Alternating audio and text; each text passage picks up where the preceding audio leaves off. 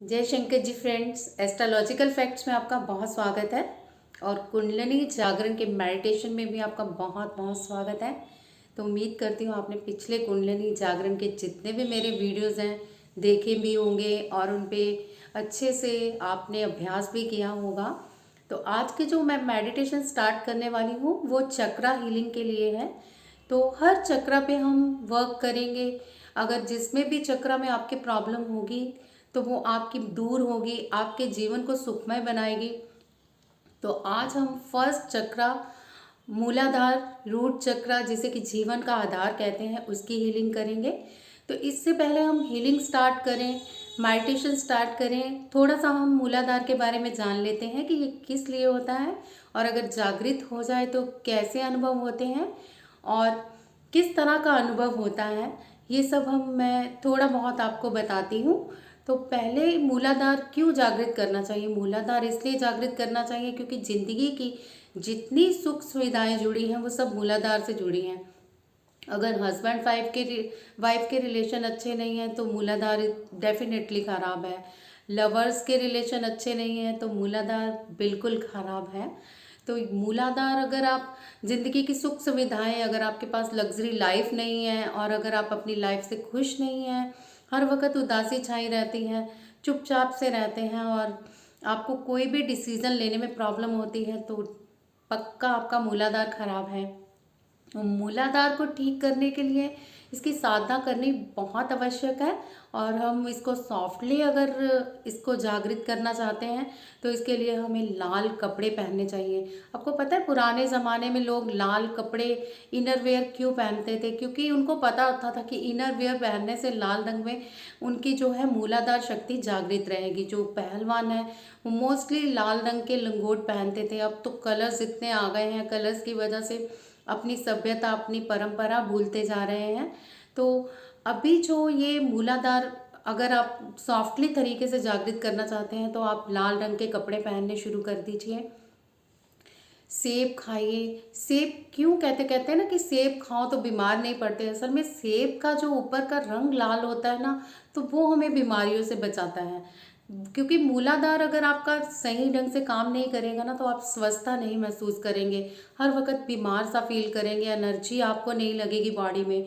तो मूलाधार अगर आपका जागृत होगा, आप बहुत अच्छे से अपने एनर्जेटिक फील करेंगे, अच्छी से आपकी सेहत होगी और आपके चेहरे पे एक अलग चमक होगी। तो मूलाधार जागृत करने के लिए आपको ये प्रोसेस ज़रूर करना चाहिए। सॉफ्टली लाल रंग के सेब खाइए, लाल रंग की सब्जियां खाइए, जैसे गाजर होगी, पर ये रॉ खाने हैं आपको। ये जो गाजर है, टमाटर है, इनको पका के खाने से इनकी जो एनर्जी भी वेस्ट होती है और हमारे जो मूलाधार चक्र जागृत होने में मदद मिलती है, वो भी इतना सही से ढंग से वर्क नहीं हो पाता।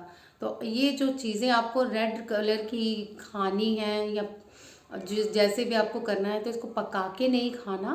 सेब तो आप वैसे भी फ्रूट के ऐसे खा सकते हैं, सेब हो गया, अनार हो गया, सुबह सुबह आप खाएं तो आपके लिए बहुत बढ़िया वर्क करता है मूलाधार चक्र जागृत करने में। और जो लोग इसको हार्डली वे से जागृत करना चाहते हैं कि कुंडलिनी जागरण हमारा हो जाए, हम संसार की हर सुख सुविधा को पा सकें और एक अच्छे ज्ञाता बन सकें, तो हमें मूलाधार चक्र जागृत करने के लिए साधना भी करनी पड़ती है। तो साधना में हम इसको जैसे कर सकते हैं। तो इसका जो वर्ड है वो लम है। तो लम वर्ड की साधना क्यों करनी चाहिए? ये भी कई कहते होंगे कि हम मेडिटेशन ओम की करते हैं।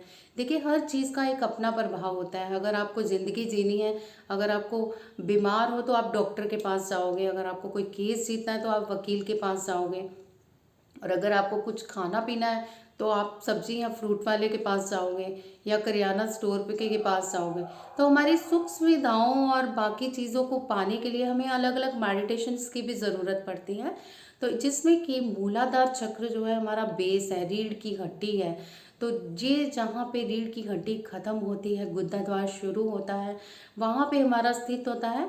तो इसको जागृत करने के लिए लम वर्ड इसलिए यूज़ किया जाता है, जैसे हमारा नाम जो है, हमसे हमारा नाम लेके कोई संबोधित करता है तो हम फटाफट से उसकी तरफ अटेंशन होते हैं। इसी तरह अगर हम उनके नाम से उनको संबोधित करते हैं अपने चक्रों को, तो वैसे ही वो हमसे अट्रैक्ट होके हमारी तरफ ध्यान देते हैं और अच्छे एक्टिवेशन में आते हैं, हमें पॉजिटिव रिजल्ट देते हैं। और अब मैं आपको ये साधना इससे पहले करवाऊँ थोड़ा सा और बताना चाहती हूँ। जिनके प्रॉब्लम है कि बच्चे नहीं हो रहे, या गर्भ में कोई प्रॉब्लम है, या संतानहीनता है, उनके लिए भी मूलाधार बहुत वर्क करता है। ये जागृत होने से आपकी ये प्रॉब्लम दूर होती हैं। तो इन चीज़ों को आप अच्छे से अपनी ज़िंदगी को जीने के लिए, मूलाधार चक्र को जागृत करने के लिए ज़रूर इसकी साधना करें। तो मैं आज आपको मूलाधार चक्र की साधना करवाने जा रही हूँ। ये 20-25 मिनट का मेडिटेशन आपको किसी और दुनिया में ले जाएगा, आपको वहाँ पे वाइब्स फील होंगी। तो मैंने जब अपना ये चक्र जागृत किया था, मुझे ऐसा लगा था कि मेरे पूरी बॉडी में सेंसेशन हो रही है और भूकंप आ गया है, पूरा कमरा हिल रहा है, मैं अभी गिर जाऊंगी, या ऐसा लग रहा था कि आसमान ही नीचे आ जाएगा और धरती ऊपर चली जाएगी। तो अपने अपने रिजल्ट होते हैं। तो आपको कैसी फीलिंग होती है आप भी बताइएगा। एक और चीज़ स्टार्ट करने से पहले बताना चाहती हूँ कि मूलाधार जिनका, कई लोगों का ना तो इतना एक्सेस होता है कि चार्ज कि उनको फिर नुकसान भी होते हैं। जैसे हम खाना ज़्यादा खा लें तो पेट खराब हो जाता है। तो इसके एक्सेस होने से हमारा पेट खराब रहता है, हमारे रिश्ते खराब होते हैं। कुछ लोग कहते हैं ना कि हमारा मूलाधार चक्र तो बहुत अच्छे से एक्टिवेट है, हमें फील भी होता है, बट एक्स्ट्रा एक्टिवेशन जो है हमेशा ख़राब करती है। इसको ठीक करने के लिए फिर इसकी शक्ति जो है हम दूसरे चक्रा पे कन्वर्ट करते हैं। तो इसके लिए आपको एक अच्छे गुरु या एक अच्छे जिसका नॉन हो कुंडलिनी जागरण, आप उससे भी संपर्क कर सकते हैं।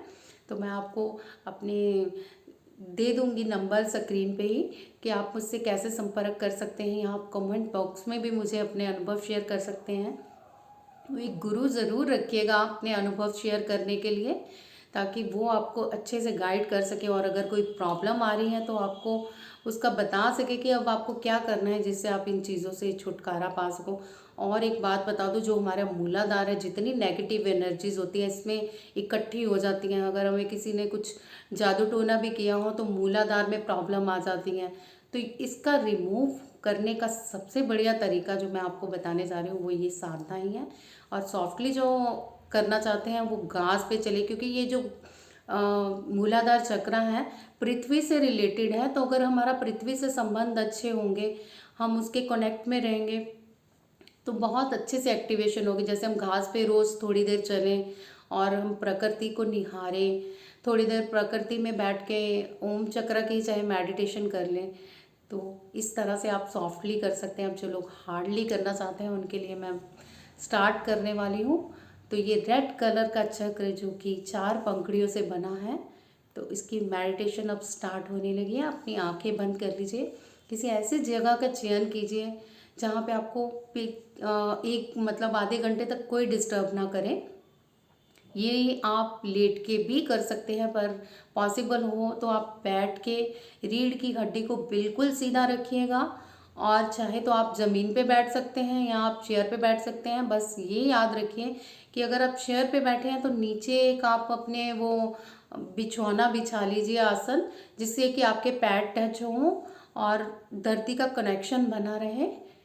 तो इस तरह से आपने स्टार्ट करना है। अपनी आइज़ को बंद कर लीजिए और हल्के लंबे सांस लेने शुरू कीजिए। सांस किस तरह से लेनी है एक बार देख लीजिए। आपने नाक से धीरे धीरे सांस लेनी है और फिर मुंह से धीरे धीरे उतनी स्पीड में छोड़नी है। तो बिल्कुल धीरे से लेनी है, मैं आपको बता रही हूँ।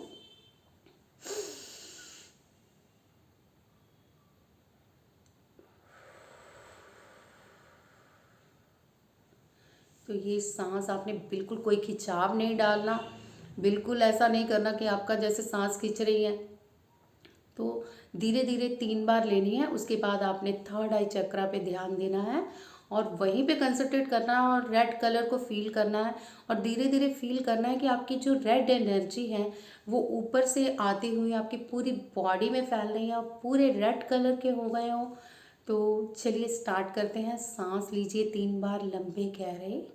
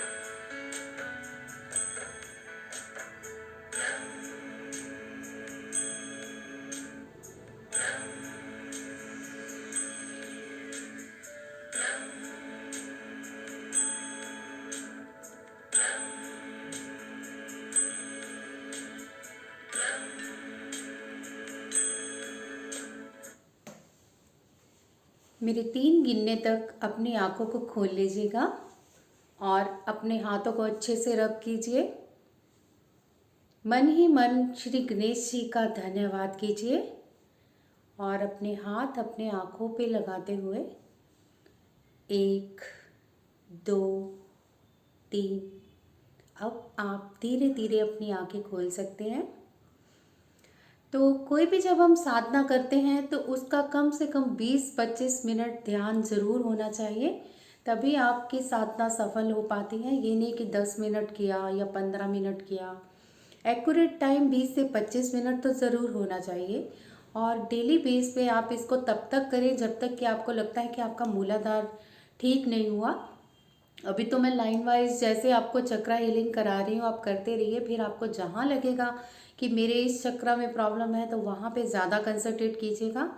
तो वीडियो के अंत तक बने रहने का मतलब यही है कि आप पूर्ण ज्ञान पा सकें। तो चलिए मैं अब आपको बताती हूँ कि इस चक्र के जो रक्षक हैं वो हैं श्री गणेश भगवान, और जो इनमें एंजल्स पावर काम करती है वो भी जान लीजिए। श्री गणेश, माँ लक्ष्मी, श्री कृष्ण भगवान, कामदेव, ब्रह्मा जी और श्री हनुमान जी, ये इनके बहुत बड़े एंजल्स पावर हैं। अगर आप इन्हें जागृत कर लेते हो या जागृत करते समय इनमें से किसी के भी आपको दर्शन होते हैं तो समझिए कि आपका मूलाधार बहुत पावरफुली एक्टिवेशन हो रहा है। और मुझे बताइएगा अपने अनुभव। और मैं आपको एक चीज़ बताना चाहती हूँ कि मूलाधार चक्र जागृत करते वक्त अगर आपको झटके लगते हैं या फिर कोई और प्रॉब्लम होती है तो प्लीज़ मुझे कमेंट बॉक्स में बताइएगा, क्योंकि मूलाधार की जगह पे अगर आपको झटके महसूस होते हैं तो सही है। अगर आपको पूरी बॉडी में शिवरिंग हो रही है या कुछ और हलचल हो रही है तो ये जानना बहुत ज़रूरी है। इसीलिए कहते हैं कि आप किसी अच्छे गुरु या किसी अच्छे ज्ञाता के अंडर रह के इन चीज़ों को आप उजागर कीजिए, क्योंकि कोई प्रॉब्लम भी हो सकती है अगर आप सॉफ्टली के बजाय आप इसको हार्डली यूज़ करें। तो ये चीज़ें आप करने से पहले अच्छी तरह से अपने आप को किसी ऐसे गुरु के समर्पित कर दें कि जिससे वाकई आपको लगता हो कि हाँ ये हमें कुंडलिनी जागरण में भरपूर मदद कर सकते हैं। तो कुंडलिनी जागृत के आपको पहले चक्र के लिए बहुत बहुत बधाई। उम्मीद है आपको बहुत आनंद आया होगा और ये जो आपको एंजल्स पावर मिल रही हैं या मिलने वाली हैं उसके लिए आप गॉड का थैंक यू कहिए। अब मैं आपको मुद्रा बता दूं, जो मुद्रा हम मूलाधार में कर सकते हैं। इसलिए कहते हैं ना कि वीडियो में अंत तक बने रहिए। पहली बार तो आप सुनते हैं और आप बार बार करेंगे तो आपको मुद्रा ही नहीं पता होगी, तब भी आप अच्छी तरह से उजागर नहीं कर पाओगे। तो मुद्रा मैं आपको बता दूं, ये अंगूठा आपने इस तरह से बनाना है और इस तरह से अपने हथेली को अपने घुटनों के पास रख के बैठना है और फिर आपको ध्यान लगाना है, अपनी सांसों पे कंसंट्रेट करते रहना है। कहीं भी आपका ध्यान भटके तो आपको अपनी सांसों पे कंसंट्रेट करना है। जैसे नॉर्मल चल रही हैं चलते रहने दीजिए।